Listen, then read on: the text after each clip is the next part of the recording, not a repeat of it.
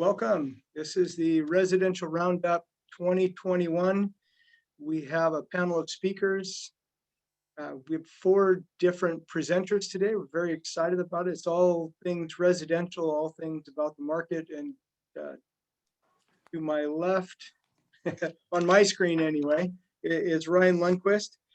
And at the bottom of your screens, couple of housekeeping tips. You can raise your hand and throw something in there, or we don't know if we'll respond to it until possibly after each presentation. We'll probably do some Q&A at the end, but you can do Q&A, and it goes to all of the members of the panel if you have any questions that you want to ask. So welcome to the presentation today.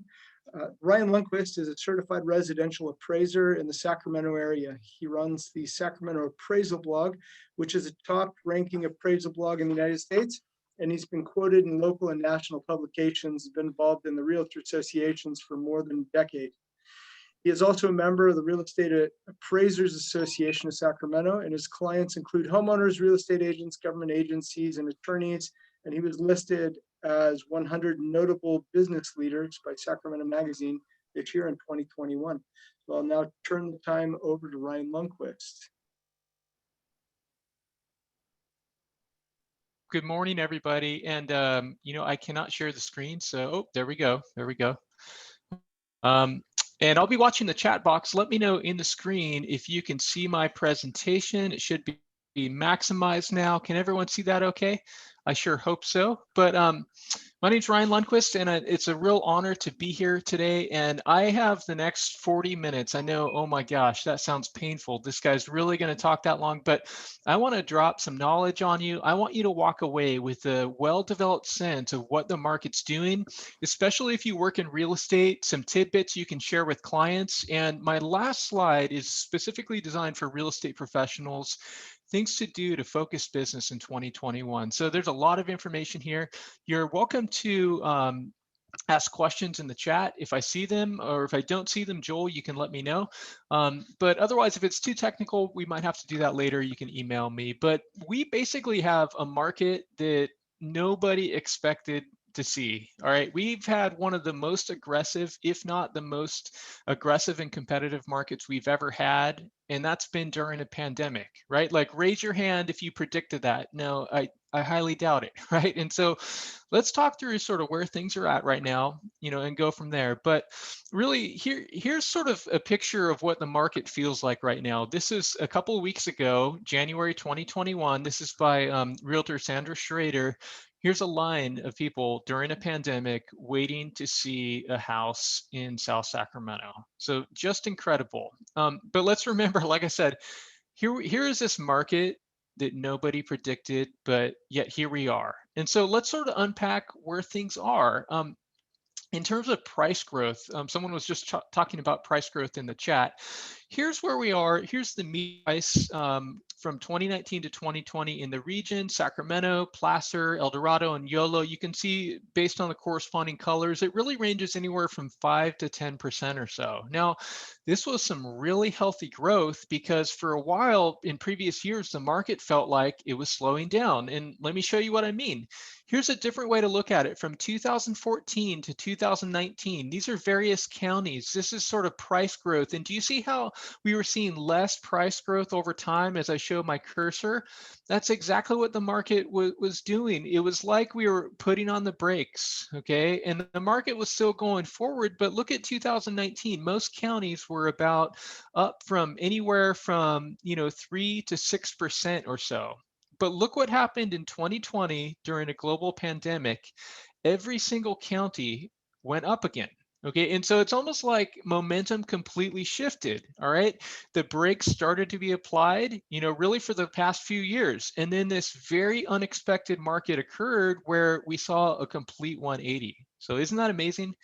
And here's an astounding image to show what prices have done. Now, this is the weekly median price in the region. And let me explain what's going on. First of all, the 2 squiggly lines down here represent 2018 and 19. Okay, in a normal year, let me show you what a normal year looks like. It sort of, the median price goes up for half the year, and then you see the median price sort of slough for the second half of the year. Now, 2020 wasn't normal, like I said. And so 2020 was going up, and then the pandemic happened. Prices started to dip for a number of weeks, but then prices just went up. And rather than doing this sort of normal slough during the second half of the year, it's almost like we had a spring market during the fall season. Again, prices did go a little flat toward the end, but here we are in black in 2021, starting way above where we should. We're essentially about, it looks like about $30,000 higher than we really should be, but we had this sort of spring season during the fall, and here we are. So is that not incredible, or am I just a nerd? You be the judge. But let's break down the region in Sacramento. How, when we look at the entire region, Sac, Placer, Yolo, and El Dorado, over the past year, how much cash was there? Well, 11.4%. This surprises people, and I'll get to that in just a sec. FHA, 14%. VA, 5.9%, and conventional, 66.4%. So conventional was the dominant form of financing, 2 out of every 3 sales. And so if you work in real estate, what I want you to do is to look at these numbers and make sure that you're aware of programs that loan officers are pitching, and make sure you're aware of programs that your borrowers can get into, okay? But here's cash. You can see since from 2013, cash has really dramatically declined. Cash is not much of a factor in today's market. Okay, now the narrative is that Bay Area cash is winning everything, and I would say the stats do not support that. Right, but here's where cash is winning. Okay, cash is winning during conventional financing, when a property gets into contract and then the appraisal comes in lower, and then someone brings in extra cash to pay above the appraised value. And so that's where cash is powerful. If you're a buyer in today's market, you simply have to have some cash on reserve, most likely, in order to deal with that dynamic. All right, here's FHA, definitely down from where it was 10 years ago. And VA, it's been very steady. This is good news for our veterans. Not dynamic, but still 5-6% of the market. Here's conventional. What a change from over 10 years ago. Last quarter, it was 68.1% of the entire market. So again, this is the dominant force in the market. Nearly 7 out of 10 sales are going conventional. But here's the thing. I alluded to before that a lot of times in today's market, we've been hearing about, Bay Area buyers are driving our market. They are the force. And in the chat, let me know, are you hearing that? Do you believe it? Let me know what you think. I would love to get your perception. But here's the thing. It's really easy to sort of blame it on the Bay. Sorry for my cheesy Milli Vanilli joke. If you don't get that, I apologize. Google it. But we so quickly, point our finger at the Bay, and I think what we're doing, we're discounting the power of local buyers, because a lot of markets across the country right now are really aggressive. They're just like Sacramento. And so I would ask you, if you're saying that it's all the Bay here, well, is the Bay Area making, South Lake City hot? Is the Bay Area, making, Tucson or Phoenix hot, or, Austin? I would say most likely not. And so let's realize that the Bay Area, there's increased migration right now, but mortgage rates have made local buyers incredibly hungry. And in our narrative, let's not forget to realize that local buyers are still the dominant force here, okay? Here's a cool way to see the market. This is days on market, where you can see the black bars through every year represent September through December, okay? And so every year, like clockwork, it takes longer to sell. Besides, look what happened this year. This year was not normal during the fall season. It actually took less time to sell all throughout the fall. And so it bucked the normal seasonal trend, all right? And so that's the type of market that we've had. It's been atypical. It's been abnormal. Those are really good words to describe it right now. Here's a look at days on market. How long did it take to sell? Well, last year in Sacramento County, the average days was 24. You can see that's down from the previous year, but the median days is 8. And what median means is that basically half of all sales in the entire market took 8 days or less to sell. And so this is really the lowest number since this stat's been tracked for about the past 15 to 17 years. And so this is profoundly aggressive, definitely down before, but look at September through December, it got even lower, 7, 6, 7, 7. And so we've had a market on our hand that has been moving very, very quickly. And so it's almost like, buyers need to be, waiting on those listings. And as soon as something comes to the market, they've got to be ready to decide. There is no time to wait. You've got to jump on it right away. So here's a growing segment of the market, though, the $1 million market. Now, when we look at the $1 million market, here's from 2003 through 2020, this yellow line represents the percentage of $1 million sales, or in other words, it shows this percentage in the chart here. And basically last year, 3.6% of all sales were million. Okay, and so the bulk of the market is obviously not $1 million, but this has been a growing segment. And so I would just say, as you look at your book of business, make sure that you diversify and get into markets that are growing. Okay, I have down here that 51.3% more $1 million sales over the entire year. And so we saw profound growth. All right, but here's an interesting thing, because when we look at the past year, I feel like there's two markets, the entire year, but then there's also the past 6 months. Okay, the past 6 months or so was when the market got really, really crazy. And this graph right here, it basically shows, 7 months technically, June to December this year compared to June to December last year. And so, for instance, here's above $1 million. Over these past 2 quarters, we basically saw 94% more $1 million sales. Someone says that the sound is lost. Can you guys hear me in the chat? Sound is good. Okay. All right, sweet. I always freak out. I can't see people's faces. It's so weird still presenting like this, but 94% more $1 million sales. Okay. When you think about 75% more, anything above 750,000, there's 75% more sales in that price segment this year. Or I think the hard news for buyers that are trying to afford the market is that under 400,000, there's 20% fewer sales this year. Okay, and so, it's and I'm sorry if it's quiet. I can't control anything. Maybe Joel, if you can jack up the volume overall. I don't have control on my end. I can maybe try to talk a little bit louder though. But what we're seeing is in a market with a lot more multiple offers. Okay, and here's Vinny. It's realtor Angela Gitt. It's her dog, lined up with 24 offers on a property. Now, thankfully for buyers, not everything is getting 24 offers. In fact, the vast bulk of the market is getting 3 offers or less. About 75% of the market has 3 offers or less. And I know that sounds crazy because it seems like everything is getting, 10 to 20. It's really not true statistically, even though it feels that way. All right. But here's a look at sort of the dynamic of today to show how aggressive it actually is. Now, here's December 2019 versus 2020. Here are the number of offers made based on closed sales. There were 108% more offers made this year. And so basically the number of offers more than doubled this year. And so if the market feels like it's twice as aggressive, well, I think we look at stats like this and go, okay, I get that, because it literally is. Okay, but here's closed sales. You can see that closed sales were up 26% this December. It was a really strong December, highest one in recent years. That accounts for some of the reason why there were more offers. Okay, but here's, I think, the big stat is that the average number of offers, 3.22 were, when you look at all sales in December, and 3.22 was a number that was the average. Now, some of them obviously got 24, but this is one that I think is astounding because it shows a 66% change from last year at the same time. Okay, look at December 2019. This is normal. This is what it should be like. All right.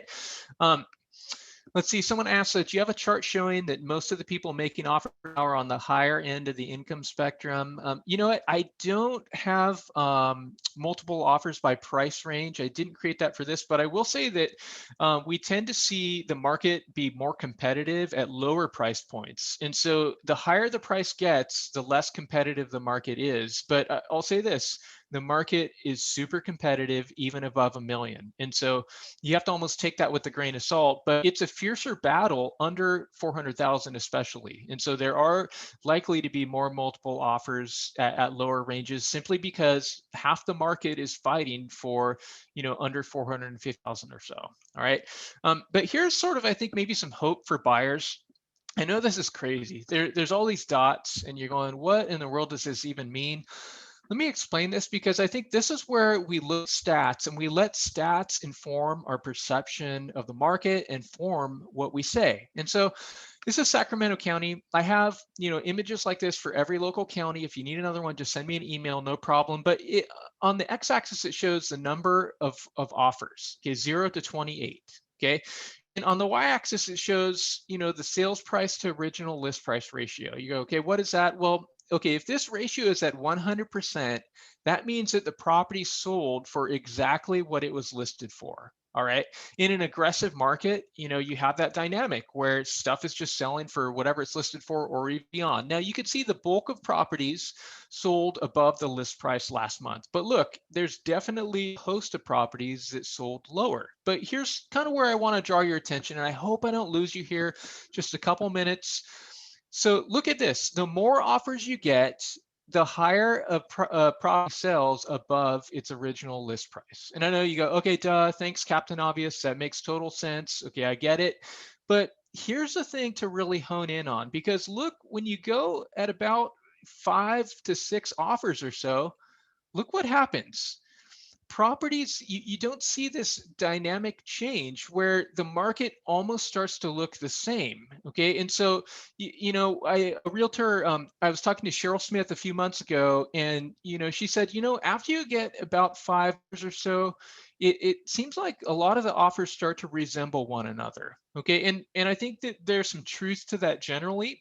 We see it in the stats. And so I just want to draw a couple things out of here that, first of all, sellers, you don't need 15 offers in order to command the highest prices. Sometimes you get 5 offers, you're able to get as much as you can possibly get. Okay, are you in the driver's seat if you get 15? Of course. Would I rather have 15? Yes, I would.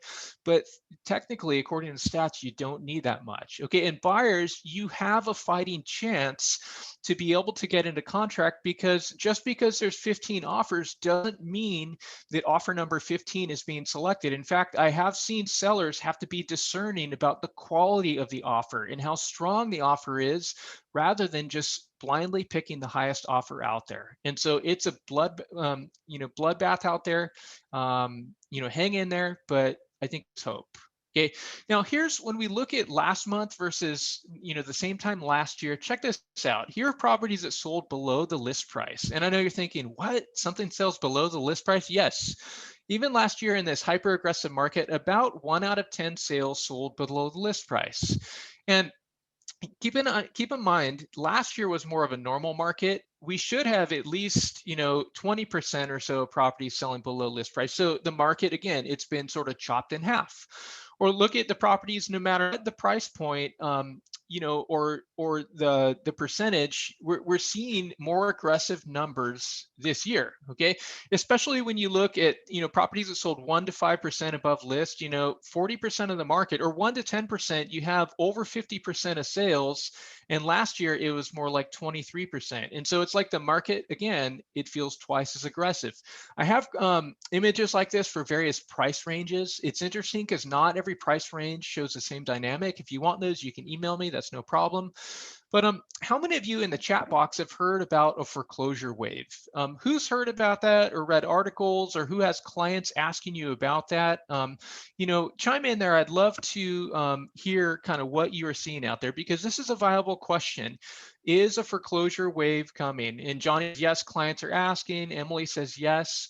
And so I want to give some stats. I want to give some perspective and some things that you can share. Yes, all the time. And honestly, I think when the pandemic first began, that was the narrative. They're like, hey, it's all over, folks. Foreclosure 2.0, housing bubble 2.0, it's about ready to implode. But guess what? Those YouTube gurus predicting the demise of the market, haven't been right yet. Their prophecies have not come true. And so here's what I want to look at. So basically, this graph in Sacramento County, and it's true of the region, it shows REOs, or bank-owned sales, in blue and short sales in red, really over the past 11 years. And we've bottomed out. Look, in the fourth quarter of this year, 0.36% were bank-owned and 0.21% were short sales. So basically, 0.5% of all sales were distressed. Profoundly different from 84% in 2009. All right, and so we don't have any distressed market. I say this because there's basically nowhere to go but up. We have bottomed out. Technically, you can get a little bit lower, but it's hard to do that. Okay, and I think Jeff said, too early to make this call. I agree to a certain extent. Okay, and Steve says, yes, 2022, it's all happening. But here's what's happening with mortgage forbearance, because I think this is a big, ugly beast in the background. This is what we really have to watch. Mortgage forbearance, if you don't know, it's a process, a formal process where a borrower can go to the lender and say, hey, can I be entered into this period where I'm figuring out life and maybe not paying my mortgage, and where I have a little bit of a grace period. And so what happened with forbearance, you can see at the beginning of the pandemic, okay, regardless of the loan type, there was this gigantic increase in forbearance, okay? Particularly Fannie Mae, or excuse me, FHA and HUD, and FHA, HUD, and VA have seen more forbearances. That's what Freddie Mac's stats show. And so I would say that if you're considering past clients, where they're at, what they're dealing with, go back and revisit clients who put very little money down who could be struggling now. But check this out: forbearance, it represents 5.1% of all mortgages are in forbearance. That's 2.73 million loans nationally. And you can see, though, they shot up, but look what's been happening over time. They've been going down in every category. Now, over the past month, some news stories are like, okay, it's up. No, it's down. It's up. And it's like this game of ping pong. Okay. We are in the middle of this. And that's where I think where Jeff said was like, hey, it's too early to make this call. I mean, look, we're in the thick of it. We don't know how this is going to pan out. But for now, we need to watch sort of this ping pong news and understand, but do we see how this trend, this is a positive thing. Now, here are people who have exited forbearance between June of 2020 and just a couple of weeks ago. I don't want to read this whole thing. You can digest it later. Joel will have the PDF. I've emailed it to him. If you email me, I can certainly email it to you too. But check this out. Here's a couple highlights.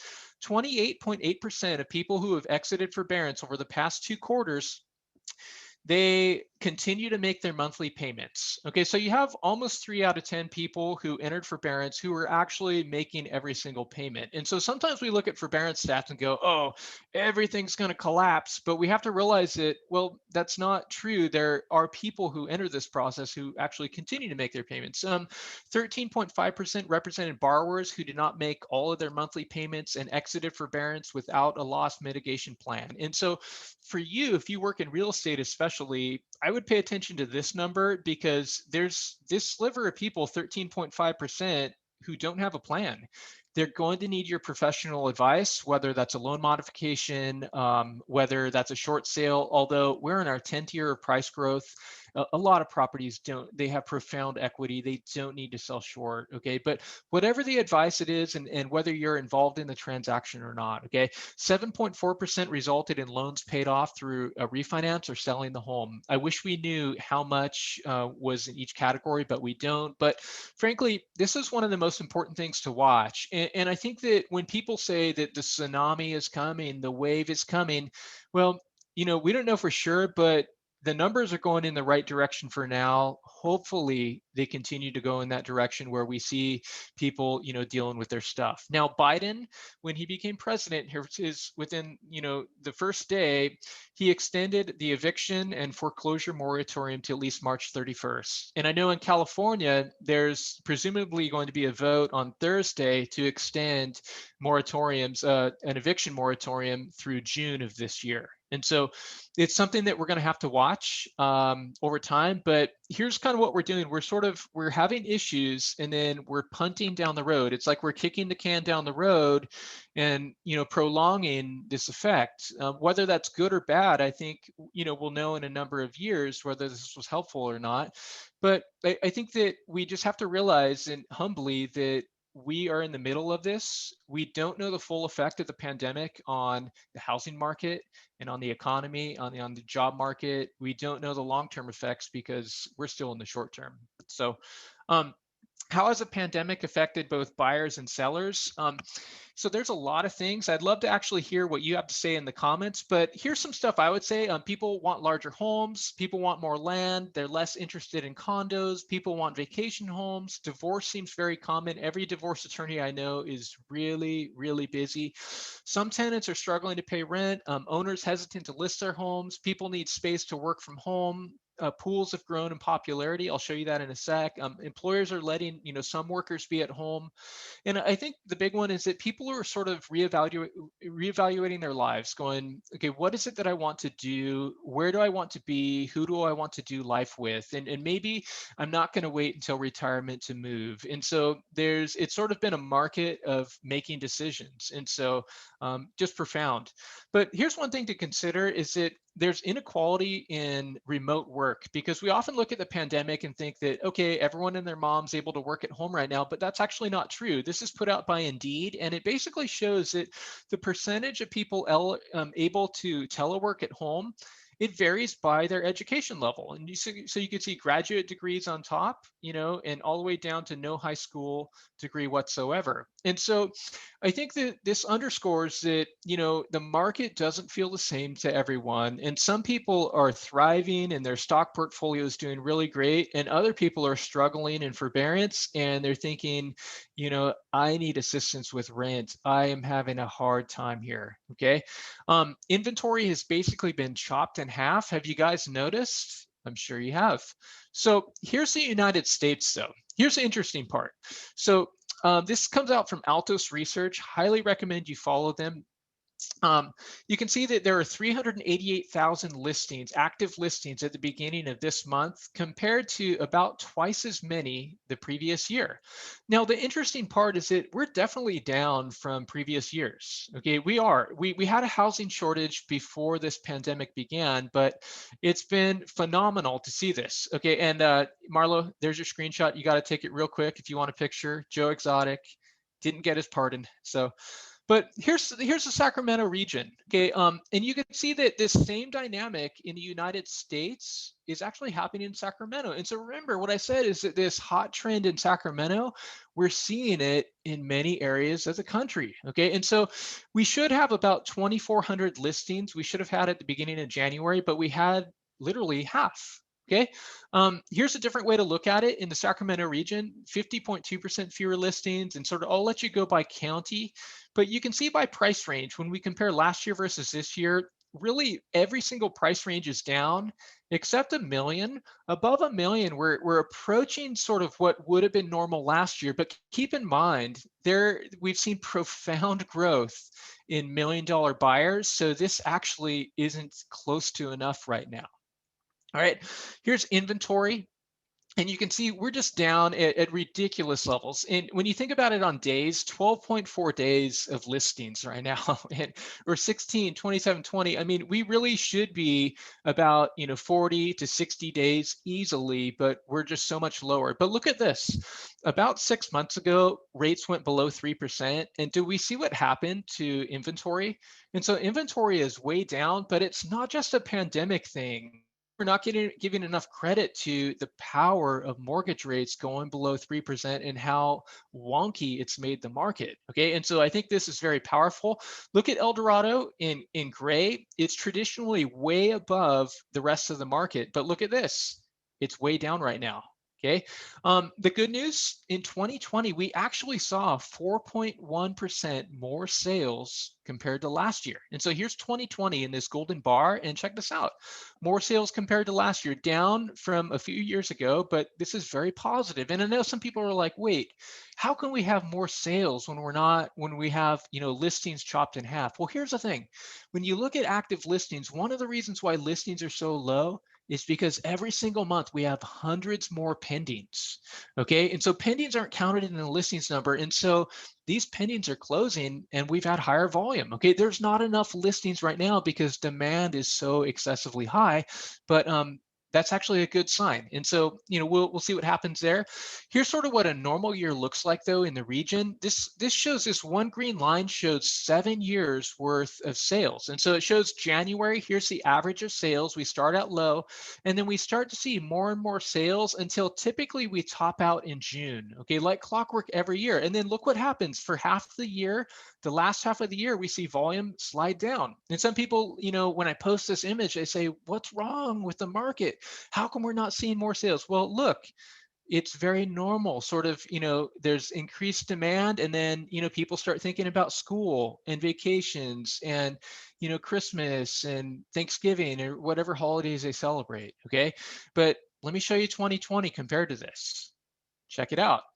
What a difference. 2020 saw this huge dent in volume where the market felt like it was starting to crater for about 4 weeks. And then we started to see volume tick up again.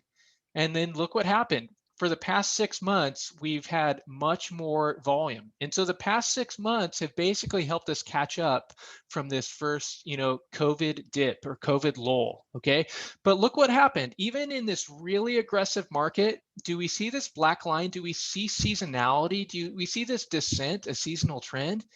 So this market's really aggressive, but it hasn't trumped the season, okay, in some regards.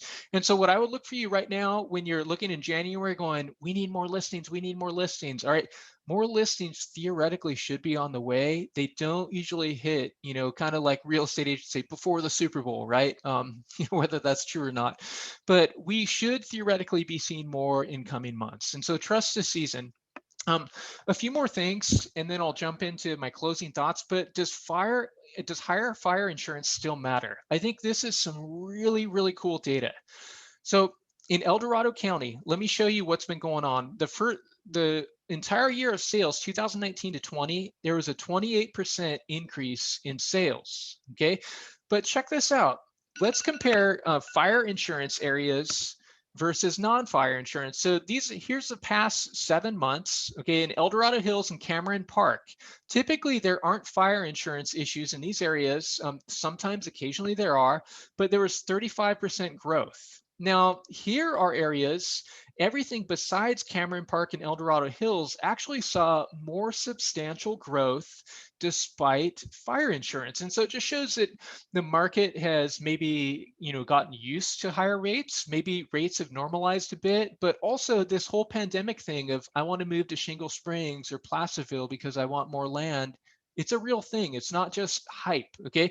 Am I the only nerd in the room? I think this is really cool. I might talk about this on my blog this week. I haven't shared it anywhere. I mean, take a screenshot, share this type of stuff in your newsletters because buyers are hungry for this. Okay. We had the most new construction over the past 15 years. This is glowing news. This comes from North State BIA. When you get this in person, maybe you can unpack some of the stats. We got to move along. There were 11.4% fewer condo sales this year. And it's not that condos are not popular. They are still moving, but it's just that single family detached home with the backyard with more space has been all the rage compared to feeling more confined in a condo. And so be in tune with what buyers want. Okay, 8.4% more homes with built-in pools sold in 2020. You could see this major uptick in people wanting pools. 3 closing X factors, and I'm going to close with my points. So what things we have to watch: the economy. Okay, here's the unemployment rate in the United States in black. It shot way up when the pandemic began. Okay, and then it's come down. And Sacramento County is in blue. And so this is heading in the right direction. But here's the thing: if you reading articles and thoughts by economists, they're kind of talking about the economy stalling, or or they're concerned about potentially more jobless claims coming. And so we're still in the thick of this. We have to see how it's going to pan out. Okay. One of the other X factors is mortgage rates. It's unbelievable that rates have been below 3%, but they shot up very recently, and 2.77%. Oh my gosh, that's horrible. No, it's not. This is insanely low. But here's the thing: our market never would have did what it did this year. We never would have seen 10% growth in Sacramento County. We never would have seen this market that was clearly decelerating. We wouldn't have seen this acceleration again without the juice of mortgage rates. And so mortgage rates going up is a big deal if this continues to happen, because this essentially softens the market. We are addicted to low rates. We feel it when rates get higher. Okay. Still absurdly low. Don't worry about this for now, but we want to keep an eye on it. The last thing is the vaccination plan.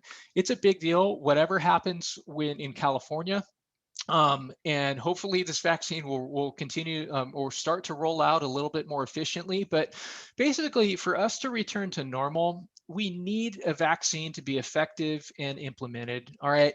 It's hard to imagine normal, whatever that even means anymore, without sort of people being able to resume normal life and feel like I can have, buyers walk through my home. I feel comfortable in all regards, going out there. And so something to watch. But here's some closing thoughts, some quick stuff. Let me jump through these because I know I'm about ready to end my time. You guys are going to kick me out of here. So I'd say be a student of the market so you can spot what is normal versus not. Every single month, ask yourself this question: what does the market normally do in January? What normally happens in February? And know those things, okay?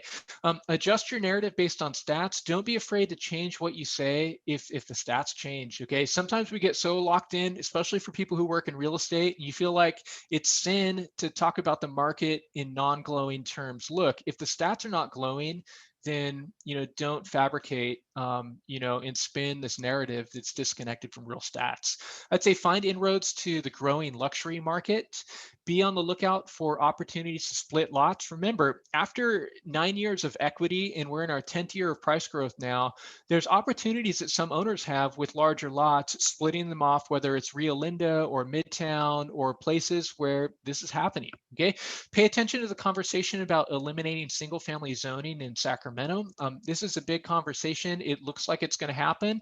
This is a trend nationally we're starting to see pop up. It's happening in Portland this year, going to be implemented in a number of months. It happened in Minneapolis last year.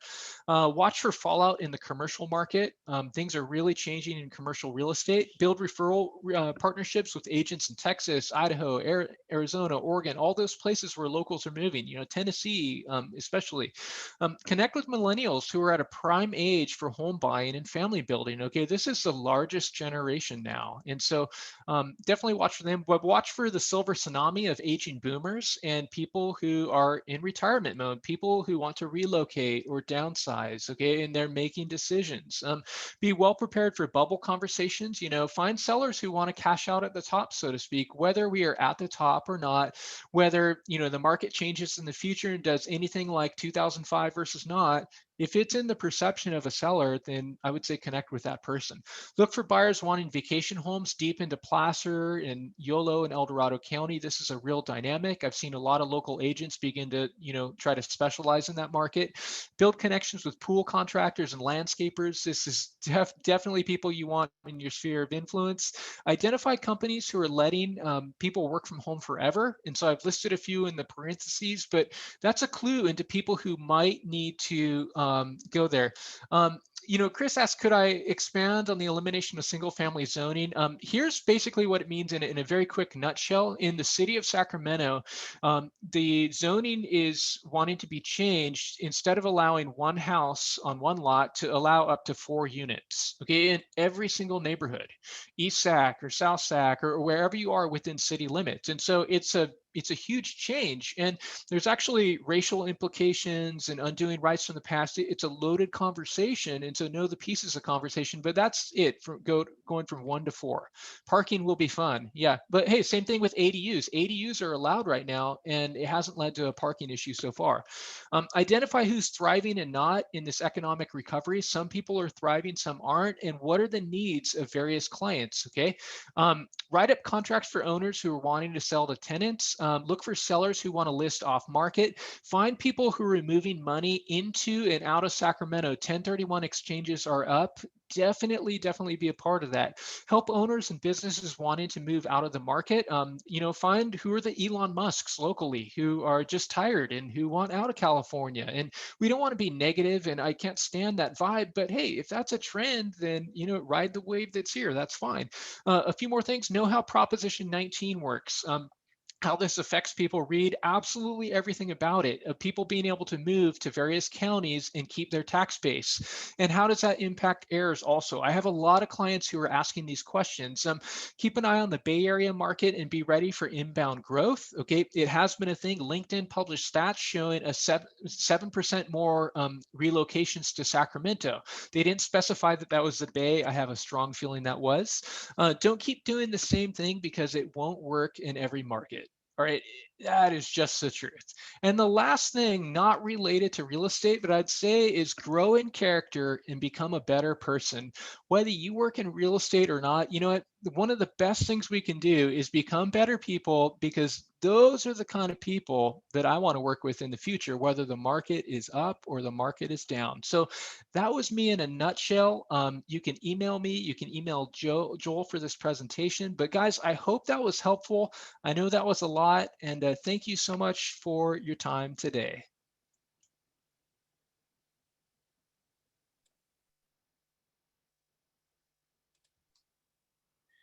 Thank you, Ryan.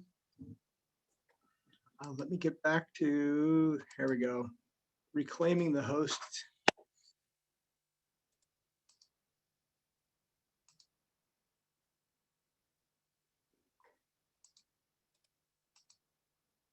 Haha, okay, we're back. Right, Dean Wehrli is next. Ryan, thank you so much. I always love listening to you, and I appreciate that you come back each year to present, and looking forward to doing this in the future and continuing it.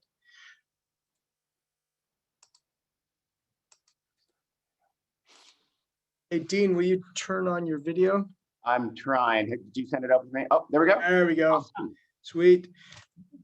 Okay, can you tell me, like Ryan said, tell me if you can see the full screen right now. Yet. Now, can you guys see full screen? No, not yet. Uh-oh. What do you see? You, me. Oh, no. I think I'm sharing here. Let me try it again. Will you keep working on it? I'm going to introduce you. All right. Dean is a principal at John Burns Real Estate Consulting, which is one of the preeminent real estate consulting companies in the nation. I don't think that's disputed at all. Dean has a PhD from University of California, LA, and a BA in political science from Cal State Fullerton. He manages residential and commercial real estate consulting assignments across the country and has a very deep knowledge of California's Bay Area, Sacramento, and Central Valleys. He specializes in aggregating housing market trends, and he is also the host of the New Homes Insight podcast, where you can see him regularly. So, Dean, on that, I will duck out and leave it to you. Thank you. Okay, can you see? Because it says I'm sharing my screen, but I see. Yep, I can see it. Residential Roundup 2021. You see it? Okay, cool. All right. Awesome. Okay, thank you, Joel. And also, thanks, Ryan, by the way. That was pretty impressive. That was a lot in only 40 minutes. That was amazing. I'm going to talk about what Ryan touched on too, is this kind of big shift, this sort of out migration from the Bay Area into Sacramento. And then we'll look at kind of some trends, some projections in terms of new home pricing and new home sales. Then talk a little bit about product and community. That is, what new home buyers are kind of looking for. And my last part will be staying power. By that, I mean couple of things that we think will have legs beyond vaccination, beyond this pandemic. So the first part is just what we all know is happening. There's just this huge flight from kind of this urban core, especially in the Bay Area, and it's mostly being centered on these suburban locations in places like the Upper Central Valley and in, of course, Sacramento. This here is a 4-hour, we hear a lot from some of these tech companies in the Bay have kind of let it be known to their employees that they are okay with them moving to lower price areas. They know they can't stop that, but some of them want you to be kind of not too far from the mothership. We've heard within a 3 or 4 hour drive of HQ. This is centered on the city of San Jose. And that 4-hour drive, I mean, it almost gets to the Nevada border. And of course, and by the way, there is lots and lots of folks in the Bay Area moving to places like Boise and Salt Lake City and Reno and Austin. But for the most part, because of this you see here, by we, I mean Northern California, are keeping most of that out migration from the Bay that, of course, is being fueled by the work from home phenomenon. This is new home sales. I'll explain this briefly. So the black you see here, this is the average monthly sales rate for per new home community for the last 5 years, 2015 through 19.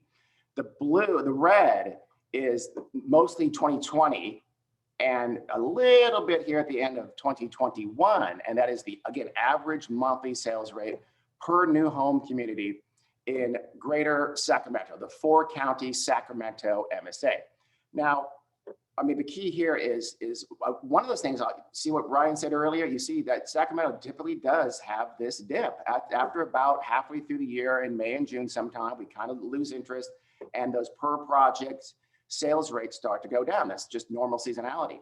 Of course, what happened in real life here is that the sales rates took just a gut punch after the pandemic from about mid-March on, but then pretty quickly recovered. And what I want to show you here, and of course, went into the stratospheric, well above the norm kind of territory that we've been in since about late May, early June.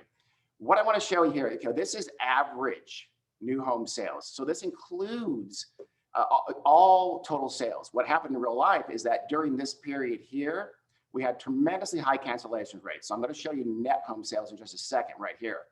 What this means though, I'm sorry, I have it backwards. This is net sales. So we got down to incredibly low rates. And a big part of that was cancellations. Cancellation rates skyrocketed. Average home sales, that is all of them, not including the cancellation rates, took the same trend. But what we saw, and I'm not going to overhype myself, but we did see this number start to peak up pretty quickly, even late April. And what that told us is that even this was the doldrums, the worst of the pandemic. And it told us, though, that there's a pretty decent market out there for people who are buying with eyes wide open. They knew that they might lose their job. They knew that the pandemic was raging and that the economy is going to be shut down for quite a while. And they're still out there buying homes. And of course, that was certainly very, very heavily fueled by mortgage rates. But that told us that maybe we're going to come back and the market will rebound quicker than most people thought. So we're right about that. But I won't lie, as Ryan said, I had no idea it would be this nuts for this long and this above average. So in other words, we thought it might come back pretty quickly, but not like it has, and not with the legs that it has. It's just been an amazing recovery. So one of the things driving this, of course, is this flight toward from high density to low density, right? It's from urban areas and also urban denser product into lower density product, less urban areas, into suburbs. One of the ways, by the way, that we think that's not for everybody. A lot of younger households are going to, I don't have a slide for it, but they're going to look at something we call suburban. That is relatively denser housing in more suburban areas there. You haven't seen that dramatically yet, but Sacramento doesn't have a ton of that relatively denser housing. So I think some of those younger buyers who just aren't ready for the big backyard and the pool, I think there's some opportunity there to give them a little bit denser housing than the norms, but in suburban locations, especially where there's any kind of walkability, which I know is hard. But the other factor here is people have been kind of fearful of urban settings, and that's pushed these folks out of places like the Bay Area, or maybe even looking askance at urban locations here within Greater Sacramento as well. One of the things our surveys, though, have picked up is that most of the folks who are most concerned about urbanity are people who weren't living in urban areas already. I apologize for the way these bleed together here, but these are folks who came from an urban location, who were in an urban location. These are folks here who were in a suburban location, and those already suburbanites tend to be the ones driving a lot of this, I'm afraid of urban. So we don't think urban's dead. It's just certainly the appeal is much more towards suburban areas, lower density product. And one of the solutions to that is build for rent, or single family rentals too. So the sector that's been hit really, really hard in a lot of locations has been the apartment sector. This is particularly true in the Bay Area. Places like San Francisco, Oakland, San Jose have experienced double-digit depreciation in their rental sector. One of the alternatives to this is single family rental, which is a booming sector. And this here shows the average total appreciation annually for the single family rental sector. But notice what's in these trends here. You never see it go below 0%. So since 1985, the SFR sector has never had a negative year-over-year price change. That's amazing. It's even, and this is a little dated, but so it's held on much better than the apartment sector has. And I think we'll be seeing more of these build for rents. That is communities, single family home communities that are intended as a build for rent from the ground up. By the way, if you're doing chat, I'm not seeing chat. So if I'm missing you, I apologize. Now let's look at some trends here. What this is, I'll start with new home median price by MSA. What I did here is we'll see Sacramento. I have about 4 slides on this. We'll see Sacramento in this purple line in all these slides. And I showed for context, I showed the Stockton MSA, which is the San Joaquin County, and then some of the Bay Area MSAs. Again, these are MSA levels. So for instance, the East Bay is Contra Costa and Alameda counties combined. So what it shows here is that, of course, we've had this tremendous price increase in places like Sacramento and Stockton have enjoyed some pretty strong price increases here. And we are projecting very strong. Look at that. That's our projection for the new home price appreciation in the Sacramento MSA over the next 3 years. So we do not see a foreclosure wave coming. We think the economy is post-vaccination will come out pretty strong. Between you and I think some of these numbers might be a tad aggressive, especially in 22 and 23. We'll see how the economy does. But I hope you can see it by way of comparison. Sacramento is roughly on par with our views on the nation as a whole, which these numbers up here. Notice that we think places, more suburban locations like Stockton and Sacramento will do better than the places with more urban locations for the reasons we just talked about. So we're pretty sanguine on the future here of Sacramento in terms of new home price. The same is true of sales. This is what we're looking at. This is all up through current on sales. By the way, this is the 4 county MSA, so this is going to differ a little bit from the 6 county BIA MSA, that region that Ryan showed a minute ago. But we still, same thing.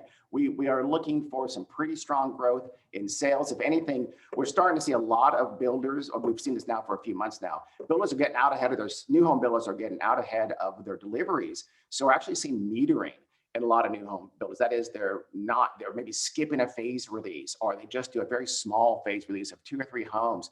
So some of those rates you saw, those per project rates you saw that look so good, they could be even better right now and for the last few months if it wasn't for metering and a lack of inventory and a distinct lack of standing inventory everywhere. But even despite this difficulty of bringing supply, we still see the new home sector growing in terms of volumes.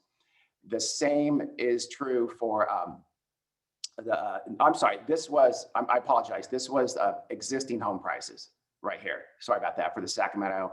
So, and it's a similar pricing increase scenario as new home. Here's volumes, I apologize. So here's volumes, and we see Sacramento having increasing volumes, 7, 9, and 10% over the next 3 years, including this year. We see a little bit more, they're a little bit more constrained, but if you can find Stockton, see Stockton down here, again, that's San Joaquin County, same story. Much more suburban location, is absorbing so much of that Bay Area out migration that we see Sacramento and Stockton having a pretty good time. Even the East Bay, from places like the Highway 4 corridor, or in the Solano County, places like the Interstate 80 corridor are getting a lot of that out migration as well from those more urban central locations. And we see that here's the existing home sales, and this is our projection for existing home sales. We see it been a little more steady, but still, generally speaking, a modestly positive trend. Jobs. Now this is the same basic idea that Ryan showed. So jobs have come back dramatically, but there is absolutely a stall going on. We're seeing the first-time unemployment going up a little bit lately, the last couple of weeks or so at least. So there is this question now of what's going to happen to the economy. We are pretty optimistic because we think the vaccination works and that kind of reopens the economy pretty dramatically. But I'll be honest with you, whether you like it or not, future stimulus is going to be critical. And it's probably not going to end at $1.9 trillion either. We're going to probably need some more stimulus even after that to get us through, because vaccination is going to take months, not weeks. It's probably not till the summer or even the fall that we're fully vaccinated. And $1.9 trillion is just not enough to get us over that breach. So be ready for that. There's also probably, by the way, there's a crying need in a place like Sacramento for more of that rescue for state and local government, right? There's just a little bit of that in the 1.9 trillion that Biden has proposed. We're probably gonna need more of that for state and local governments to fully recover from the hit they've taken due to the pandemic. So now let's talk a little bit about product and community. So here's this idea, and I'm gonna get to price in a minute, but a lot of folks looked at this rebound and said, a lot of it was driven by people hunkering down, they're quarantining, they're sheltered in place, and they didn't like what they saw. Although I kind of like the color scheme right here. I think that's bold. And this is beautiful. So they looked for new product, they looked for a better product, and that was a big driver of this surge in sales that we have seen. I do think that's partly true. I do think that's part of it. At the end of my section here, I'll get to why I don't think that's a big part of it, but still, it is. And of course, the thing that's opened that up has been this ability to work from home, and the folks who are now working from home and the folks that are looking at their house and maybe wanting more or different have mostly been families. To a little extent, it's been also these mature single and couples, dual income professionals, things like that. Those are the folks that are doing the most in terms of redoing their kitchens and things like that, are remodeling their home and need it the most. So if you're in that sector, I don't know if you are, then those are the folks to focus on. But another thing has been health and wellness. Of course, the pandemic really peaked health and wellness. And certainly both the health and wellness was already a trend. It was already an important thing happening, but this has just really, really heightened it. And we found through, again, our surveys that things like air filtration and purification are important. Easy to clean surfaces are huge. Humidity control, bedrooms designed for restful sleep. This is hugely important and becoming more so. So the more your home can offer that, whether it's an existing home that's retrofitted, or that's one of the things that I think advantages new homes, by the way, is the ability to build this in from the ground up. People are really looking for these health and wellness kinds of factors in their home. They're not so much looking for touchless though. And I kind of quibble with this headline here. This again from our New Home Trends Institute surveys.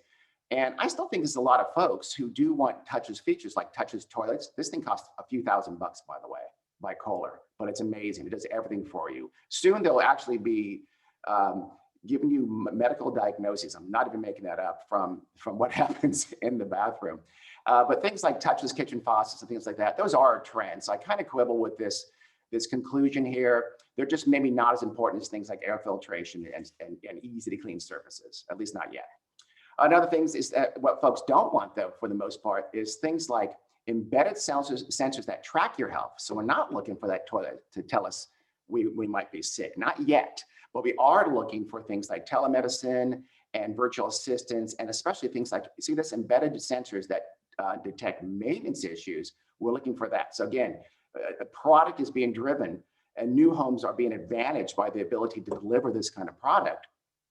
And so this is what I show here. New homes has always had an advantage over, of course, over price of existing homes, although that gap is closing a little bit. It's this innovation though, where new home builders are focusing on, and that they will sort of try to maintain that advantage over existing homes, especially innovations that are difficult to retrofit in existing homes. Now, what do we think has staying power? I think health and wellness will have legs. It'll be a big deal even post-pandemic, even after we're fully vaccinated. But I think the biggest change that is a kind of a permanent change is this work from home. And one of the reasons is people love to work from home. There's all kinds of advantages for working at home. There's some minor inconveniences like sound and noise and privacy and things like that. But for the most part, people really like it. And we're still figuring out where to work from home. Look at this, only about 25% of our respondents from new home shoppers had a formal office in their house. So we're going to see a lot more of that. People are in their dining rooms, in their kitchens, in their even in their guest bedroom, even their attic and loft, which is kind of scary. So we're figuring out how to work from home. That's going to be a big driver in how homes are designed going forward. But we think it has legs, and here's why. Because there's numbers behind it. Now, again, I might quibble a little bit with this 13 million, but this is nationwide. We think there are going to be millions of more people work from home post-pandemic than were working from home pre-pandemic. Fewer than now, but much more, even more so than was true before COVID-19 hit. And again, we'll see how many are kind of clawed back by their employer to the offices. But we're hearing now, through the rest of this year, a lot of those tech companies are saying you're good for the rest of this year to work from home. Some folks are even saying for 2 years, we're going to for sure let you work from home. And that's a big driver of why you're seeing people buy homes in places like Sacramento, because that would be a brutal commute into Cupertino if that were to happen. Now, here's what I want to talk about. So I'll end with this. The whole great migration we're talking about, it was partly to escape urbanness. I agree with that. I don't argue with that. You know, people were fleeing. They were scared to live urban. It was tougher to shelter in place in urban locations. They were doing that partly to get out of the current home. So for sure, there was design issues for that. I don't deny that at all. But mostly it was this ability to trade or willingness to trade urban amenities for those bigger, cheaper homes in these safer, less congested communities, this suburbia. And all of that was, it's as simple as this. It was untapped by this work from home revolution.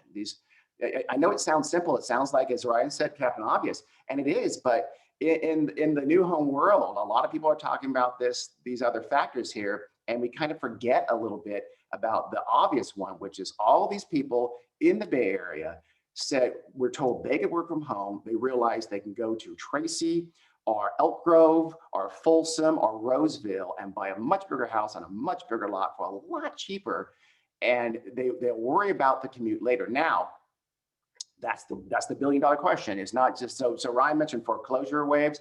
One of the things that I'm concerned about is what happens when people do start getting pulled back to the office. What happens to places like Sacramento, which is not super commutable? I didn't show it up here, but the Upper Central Valley, places like Tracy, Manteca, Mountain House, have actually had better sales than Sacramento. And I would argue that's because those, in the back of their mind, those are commutable. You don't want to do that. It's a brutal commute, but that's a commutable option from Tracy into San Jose, more so than from Folsom or Elk Grove into San Jose. So what happens after folks are out of the office will be, are pulled back into the office, is going to impact Sacramento to a great deal. And that is all I have, I believe, Joel. Listen to the podcast. I have to say that here. There. That's my plug. John gets mad at me if I don't plug. So Dean, thank you so much. That was a great presentation. I look forward to watching that one again. All right, so our next presenters are going to be Thomas Hogan and Chris Airola. Chris is going to present first. Thomas, would you turn on your video? All right. There we go. And I'm now going to add Chris to us as well. And Chris, you can turn on your video. There we go. Okay, give me a minute. I'm going to first present Chris Airola, and then you, Thomas, and then I'm going to drop out and let you guys run with it. Chris Airola has been a professional licensed California realtor for the past 38 years and the CEO of Rent Pros Property Management for 32 years. And I guess I should clarify, he hasn't been acting as an agent for the last 38 years. Foreign property management. He has served on the board of directors for the local chapter of the California Apartment Association, where he was also chairman of the Government Affairs Committee. His company Rent Pros is the only management company awarded Property Management Company of the Year for the Rental Housing Association 5 years in a row. And in 2018, he founded the Rental Owners Association, serves small investment property owners through Northern California. Thomas Hogan earned his degree in behavioral psychology from Oregon State University and his Juris Doctorate from the University of Pacific McGeorge School of Law. He obtained his real estate license and his law license in 1991 and established the law offices of Thomas M. Hogan in 2003. He served as the legal advisory panel for Sacramento Rental Housing Association and the Rental Owners Association, as well as legal seminars for NARPM and Placer County Association of Realtors. So, Chris, you're the host, so you have the power. And as soon as you finish, then we'll switch it over to Thomas, and then you guys can talk back and forth. Okay, And he's gone. Oh, there you are. I'm there. You're there. You're on my left now.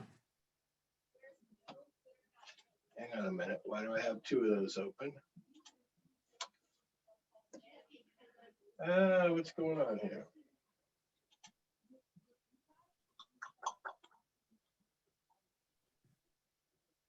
You're sharing your screen.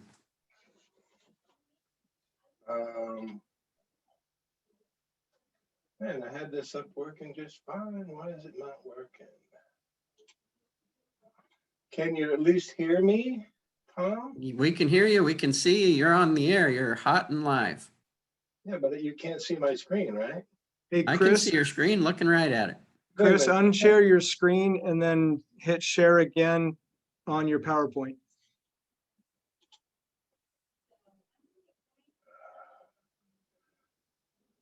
So, Joe, what I'm seeing is you highlighted. I don't have any control over. I just see myself up in the corner. Yes, so unshare your screen. Chris, we can see your screen, so can you just But put you your want, PowerPoint on your main screen, maybe? So I can't unshare my screen. There's no, oh, wait a minute. What's this over here? What's this doing over here? Oh. Switch to my other screen. Unshare my screen, huh? Hang on, help is on the way. Steve, what the heck is going on here? There's nowhere to say unshare my, stop share. There we go. Stop share. All right, did that stop sharing? You just Yeah. lost your daytime Emmy, by the way, for best I tell you. technical director. I didn't use any foul language. Okay, now look, let's try this again, huh? Let me get this baby open. It's been sitting here open the entire time until, of course, I need it. All right, now I'm going to share my screen. I don't know why it's up there twice, but it is. Share that. And it doesn't work. Hang on a minute. Now we got your cow. You can see that? I can see your cow. Oh, then hang on, hang on.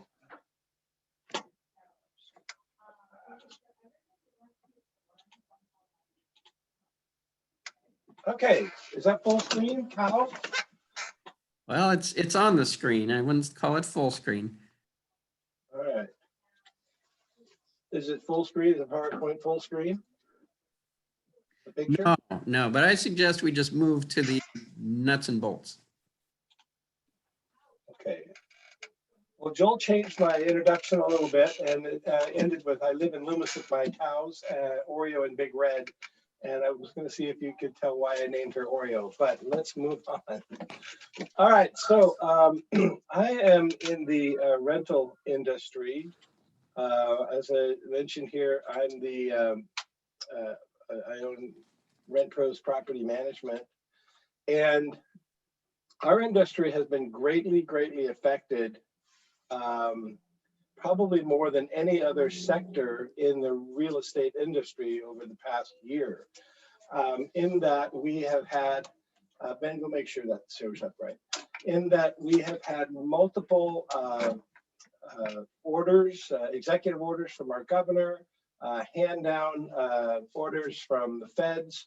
Our assembly has passed bills that have tremendously changed our industry. And one of my realizations still today, after a year of this, is that a lot of investors, a lot of realtors still haven't got the memo. And what I mean by that is we're still operating. What's going on? You don't have anything on the screen. Jesus criminy, what's going on? Hang on, tech help is freaking here.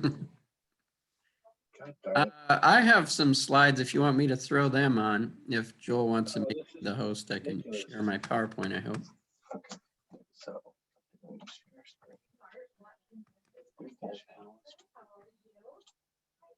You the host? I'm the host. Okay. Share screen. Why it's up there so many times, I have no idea.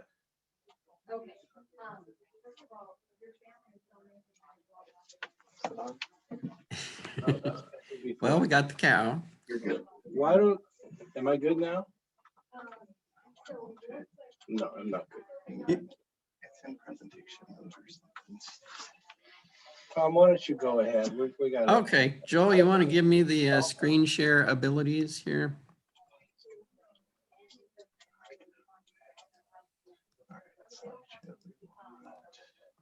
This is bullshit. We don't.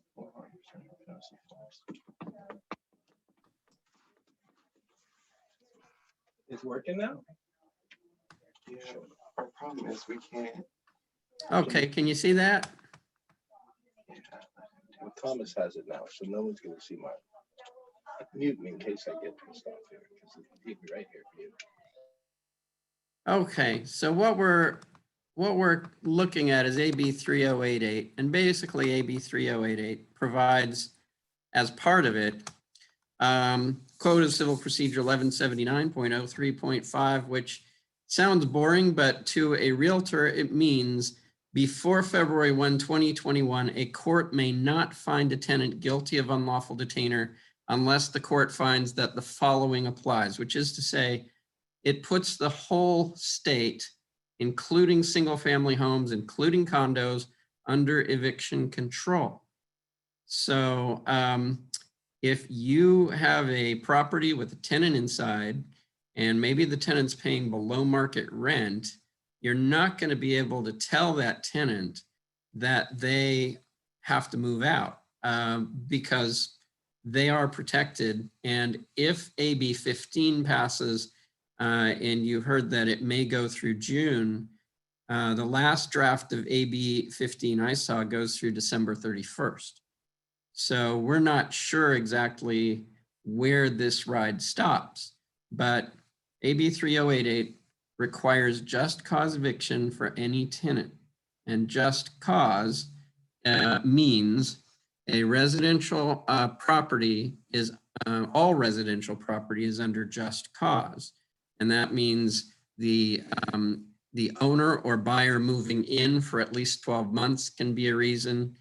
The tenant materially violating the lease, not cooperating with realtors to sell the house, which we get a lot of. The tenant just, is in the shower, taking a nap, whatever, doesn't want the realtor to come in, even after being given proper notice. And also not keeping the home in a clean condition, which is another issue that realtors have, is they walk in and the place is a mess, won't bring the best price. You can give tenants notices to clean the place up, to let realtors in. If they don't do that, then I've got something to work with. But otherwise, we're under 2 levels of moratoria.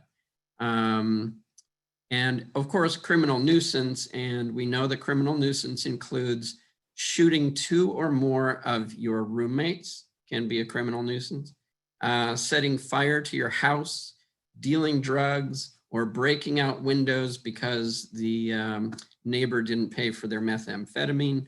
Those are all considered criminal nuisances.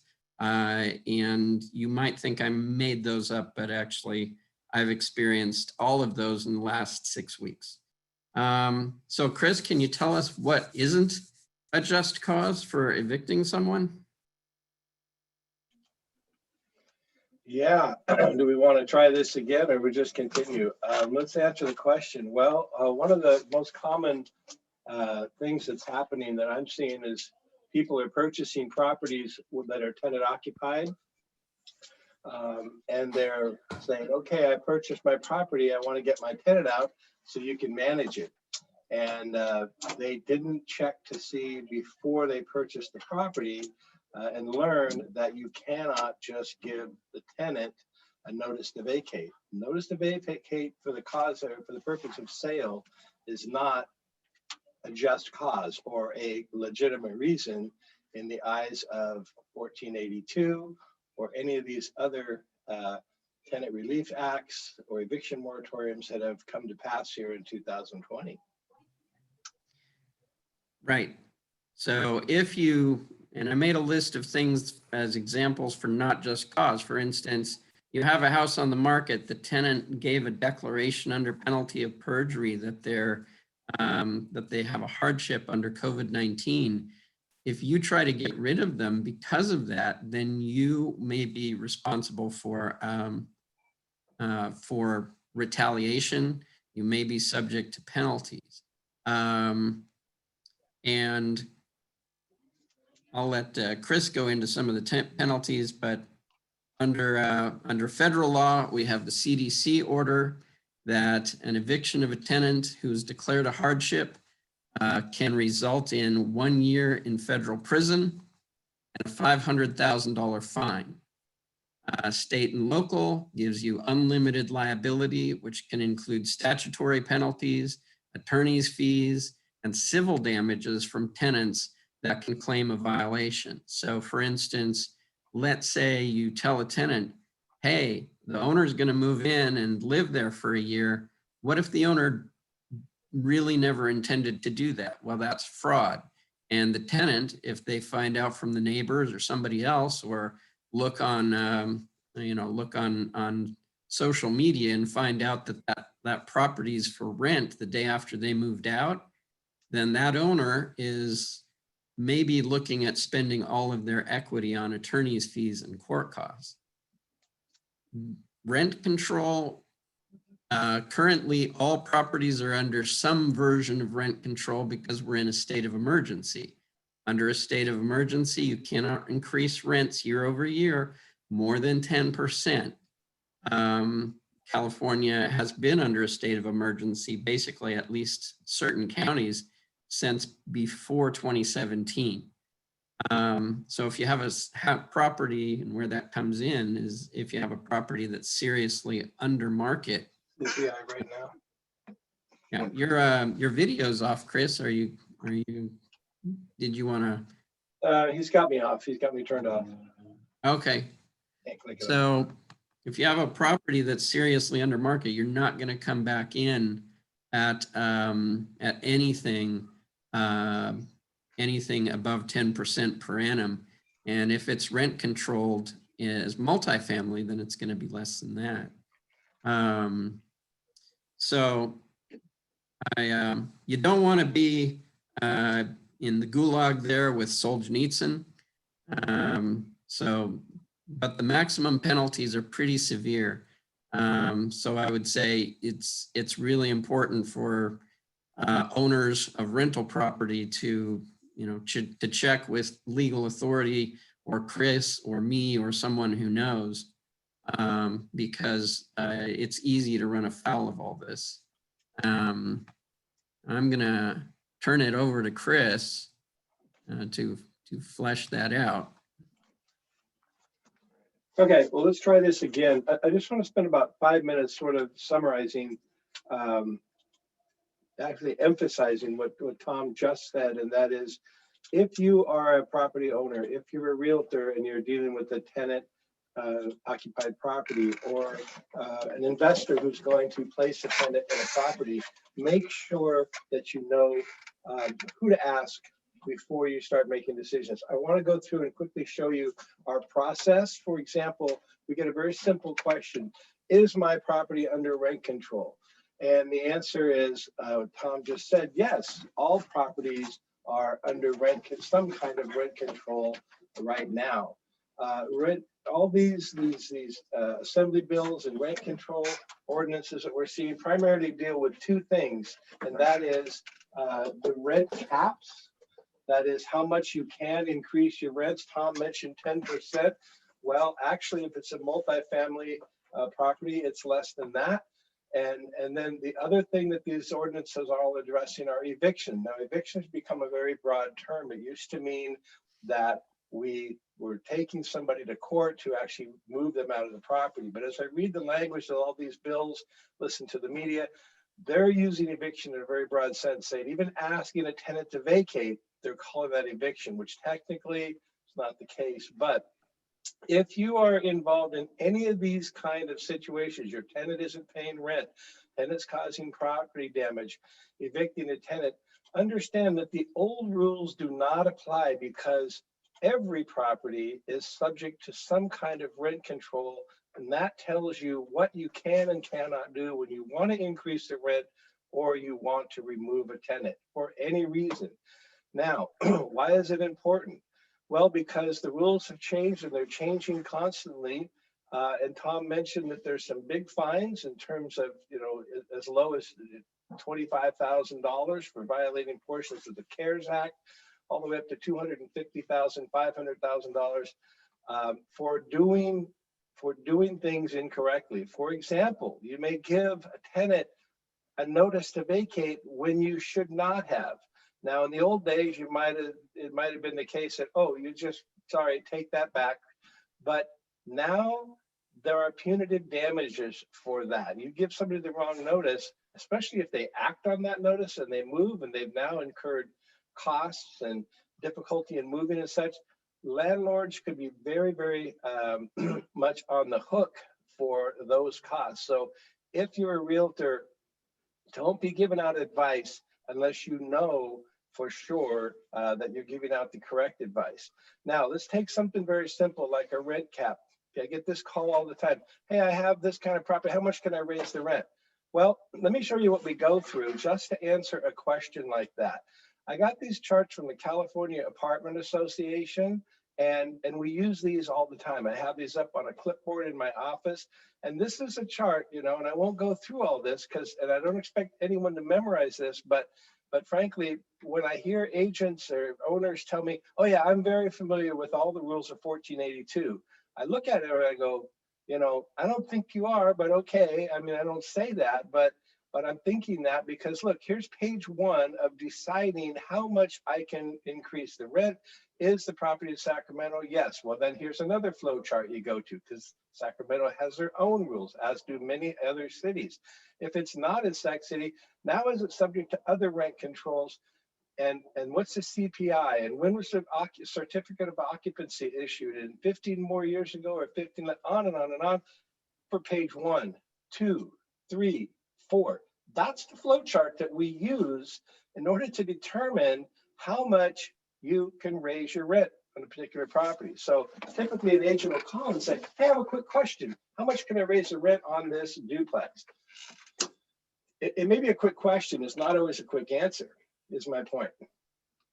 Excuse me. A second question we often get is, can I give my tenant a notice to vacate? And we get this all the time when the agents are preparing to sale. They don't ask this question. They usually call and say, can you send me the form to have my tenant vacate before I sell the property? Or an owner will call and say something like this. The answer is the same. We got to go to our flow charts and decide not only, well, first of all, if you can give a notice, and then if you can, what notice should we give? Because there are multiple notices. And what happens if you give the incorrect notice? Well, we go back up to our slide that showed the fines and the punitive damages stuff. So my message for you today, if I have any message at all, it's that, yes, there's a lot of minutia and a lot of little rules and stuff, but we don't anticipate that anyone out in the real estate industry or even a professional property manager such as myself are going to have these memorized, but you should know where to get the information. I threw this in just to illustrate that each city has and county has authorization to create their own rules. And Sacramento City adopted a rule, their set of rules for raising rent and evicting tenants or asking tenants to move. It's called the TPRA, or the Tenant Protection and Relief Act. And here's another flow chart, if you will, that we go through to determine what we can and cannot do. So I'm just wanted to make you aware that, there is a process, there is a way, there are a lot of rules, and there's ways to work through that so that you make sure you always give the correct notice. And don't be like old Bullwinkle, if you're old enough to remember his character, Mr. Know-It-All, because that will get you or your potentially your client in a lot of trouble, and you don't want that. You agree, Tom? Absolutely. Of course, when I had one opposing counsel who always called me Mr. Peabody. Get it when I get it. All right, Joel, that's what I've got, and that's what I'm hoping to put forth today. I'm going to turn off my screen share here. Huh? All right. Guys, thank you very much. That was great. So we're about ready to close out. Are there any questions for any of the panelists?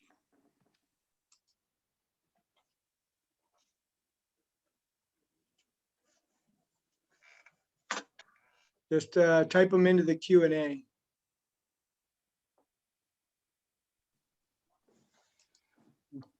Okay, so let's go through a couple of these. They're kind of sliding up. What if I shoot just one roommate? I'll leave that up to Tom. To clarify, if a buyer is moving to a single family, they can give the tenant a notice to vacate. Okay, there are some exceptions, aren't there, for if you want to have the tenant vacate the property. If the buyer is going to move into the property, then the question becomes, who gives the tenant the notice? Well, the seller can't give the tenant the notice. He's not moving into the property. It's got to be the buyer. So this is something that causes great complication when it comes to being practical. The requirement, and you watch me on this, Tom, make sure I got it right, is that you need to list the property, get into an escrow, and then give the notice to the tenant to vacate that the buyer is going to move into the property. So let's say you have a property and you don't know who's going to buy it, an investor, somebody who's going to live in the home. You have to put it up for sale with the tenant in occupancy, go through the whole showing process, everything of the sort, and then in escrow, give that tenant a notice to vacate. Take it one step further. What if the tenant decides not to vacate? Okay, so now you've given a notice, you have an owner ready to move in, and do you see how a short question becomes kind of a long answer? If that tenant doesn't vacate, well, we have an eviction moratorium, so you can't make them move. Yes, you can. I'm just going to correct you on that. Ask me, how? Okay. Well, that's eviction for cause, right? Right, that's a just cause eviction. The issue is that at the time the notice is issued, only the owner, the seller, has standing to issue it. By the time the escrow closes, you have to make sure that the buyer's on board to back it up, because then the buyer or the seller, because the buyer has to enforce it. So, right now I've done probably 3 of those in the last few months of properties in escrow with a buyer moving in, and the seller, I write the notice, the seller has me serve it and assigns the right to act on it in an addendum so that the buyer can go forward after it's all done. Plus, my process server did it, so we don't have to call the buyer's agent or the seller's agent, 6 months from now to go to court. So let me ask you this. I know we were in a position a while back where sheriffs were not going to go out and act on a writ. Are they willing to do that at this point in that instance? yes, the sheriffs will act on a writ if the court issues it. And of course, that's always the tricky part is will the court issue it? And we have had success, probably 4 out of 5 times to get the judge to actually come around and give us our judgments and issue our writs. But they're also very generous with stays of execution. So I had one individual got 4 stays of execution over 3 months. So you could have a very unhappy buyer if they have trouble getting that tenant out. And it's not like the old days. You certainly can't give a notice prior to placing the property on the market. Another question I saw here was, I thought rent increase was 5% plus CPI for the region. Yeah, you'd mentioned, Tom, 10%. That's really single family homes. Single family and condos are not subject to the to AB 1482, which is a statewide rent control. Right. Normally, Under non-rent controlled properties, the sky is the limit. Right now, 10% is the limit, or you could go to jail. And for a multifamily, a non-owner occupied duplex and up, it is CPI plus, it's 5% plus CPI. CPI was at 3.3, 3.6, then 3.3. I'd have to look it up to see what it is I believe now. it's currently 1%. One, does it get down to 1 now? I know it was 1.8 for a while. We're basically, when we do a rent increase, we're basically 5%. We don't want to. Your minimum. Yeah. Even if the CPI goes down, which is conceivable. So this goes to also what we've seen, even on multiple listing right now, you can go out and find properties that are for sale and it'll say rents are low, owner can increase rent, there's room to increase the rent. Well, that may be true, but that rent's going to increase quite slowly compared to the past. And you may frankly never catch up if you can only go 5%, 6% annually. Yeah. So, And from what I've seen and from our other presenters, you know, when you just bought a house that 3 years ago was 400,000, now it's 600,000, and you've got a tenant in there who's paying 1,600 in rent, that doesn't pencil out. An important question, somebody's asking where they can get the flow charts. Don't use the flow charts I just put up if Joel sends these slides out, because the rules change and the flow charts change. They're not the same month after month. We have a whole host of new rules probably going to take effect here in just a couple of days at the end of this month. And these flow charts will have to be revised. I get those charts because I belong to the California Apartment Owners Association. You can also watch for our webinars. Tom and I do 2-hour seminars on some of this stuff, and we will be presenting those. Tom, this one I'll leave for you. If I want to remodel the property, can I remove the tenant? 7 months ago, yes. Now, no. Yeah, I mean, there are some rules. If you're going to do a massive remodel that requires permits and such, I understand you can. It has to be for habitability now. So the legislature in AB 3088 removed they anticipated that a lot of people would want to upgrade their properties once they found out they couldn't evict them for any other reason. So they took that off the menu. Yes. I think that if you're ordered by code enforcement or to correct an issue that substantially affects the habitability of the unit and requires at least 30 days. But if it's just to, you know, if it's elective surgery, no. If you want to remodel one bath and there's another bath in that property, or remodel the kitchen, that's probably going to be a hard sell if the tenant challenged it. Yeah, it's not going to fly at all. It has to be ordered by code enforcement or required for the habitability of the unit. Michelle is asking, you mentioned a vote that will happen on Thursday, extending the moratorium until June. Is it possible that won't pass, or is it sure? It wasn't me. It wasn't us. I think that was. That was Ryan, right? We are in California. But yeah, basically AB 15 and other measures are impending, and I don't even know why it's taken this long.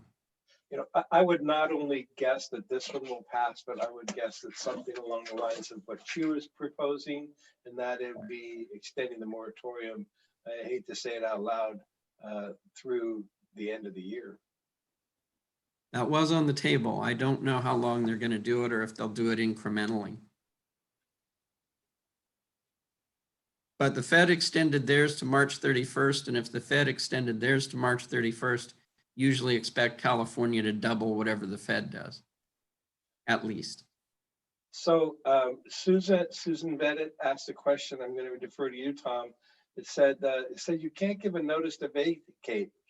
Can you give a notice to vacate and see if they move? What do you think about that ploy? Well, I think if you give a notice to vacate and you state cause, like I have a lot of clients who say, well, I'm just going to move into the property. And then if you dig drill down a little bit and say, are you going to live in it as your primary residence for 12 months? They say, well, who's going to know? And well, the answer is the neighbor's going to know, and the tenant, as soon as they see it back on the rental market, are going to come back and sue you for not a small amount of money. I think the spirit of the question is probably, testing the waters in the event of perhaps a possible sale. I want to sell, really like the tenant out. Let's just give them a notice and see if they vacate. Yeah. What are the dangers in doing that? Well, I think it's problematic, especially if the tenant has stated, if one of the reasons, which is a common reason, a number of tenants, a percentage of them, I think it's probably less than 15% at this point, have turned in their declarations of COVID hardship and are not paying their rent, or are only paying a small portion. And a lot of landlords want to get rid of those folks as fast as they can. Now, if the reason you're selling or the reason you're giving that notice is because your tenant declared hardship and you give the notice and the tenant ends up vacating, moving in with family, getting sick, God forbid, or becoming homeless, then that's when your year in prison and your $500,000 fines start. Yeah, I personally wouldn't test the waters that way. What if the tenant did move and now they're in a property that's $100 a month more, and later they determine, hey, I shouldn't have had to move because of some of the reasons you just mentioned. I don't know what the statute is on that, but I imagine at least a couple of years, you may be in it for moving expenses, paying their increased rent, and who knows what else. So you mentioned the other night, Tom, that we as realtors sometimes consider ourselves to be the great negotiators who can negotiate around and weave through and find ways to do things that we want to do. The people who wrote these assembly bills and the executive orders and stuff are veterans in this world and have closed every possible loophole that you and I might think of. These are the rules, and you need to really, really follow them. And anything you do that even gets on the border of what you can and can't do, it's a matter of risk. It's a matter of risk. You may get away with it and you may not. One more thing here, one more question, and then we'll finish it up. I've got, isn't a family member allowed to move in? Yeah, when we say owner moving in, it's owner or immediate family, including your spouse. So I've always said, I don't know why your spouse would move into your rental property. You wouldn't, but that's what's actually written in the law. Yeah, there's actually you could almost do a table of consanguinity like they do in probate. You can go out to I think it's the first degree of consanguinity, which is basically parents, children, and spouses. It's the immediate. Right. So you can't go to cousins, uncles, and godfathers. Okay, Joel, I think that's it. Perfect.